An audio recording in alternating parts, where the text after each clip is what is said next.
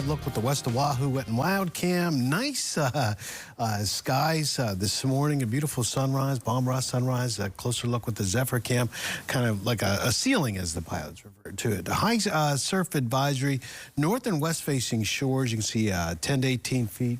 North, 8 to 16 on the west, but west-facing shores for the Big Island, too, 7 to 10, small craft advisory as well. So, big difference between the temperatures, 75 for Kona.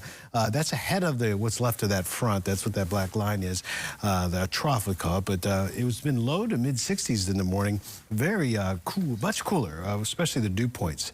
So, high surf advisory here, 12 to 16 north-facing shores of Oahu, 9 to 12 west-facing shores. It does go down for tomorrow. You can start to see, it'll be variable today and light, the winds, but you can start to see a little bit of a trade wind flow. So we're getting the trades back starting tomorrow. A couple of showers for Kauai today. Slight chance for Oahu, not just cloud coverage that we're seeing.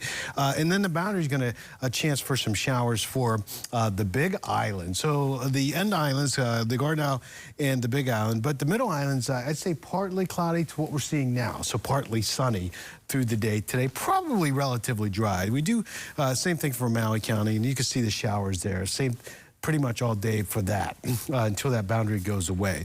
So here's another cold front that comes tomorrow into Friday, but then it clears out for the weekend pretty nicely. Here's the timing of it. It's a quick mover.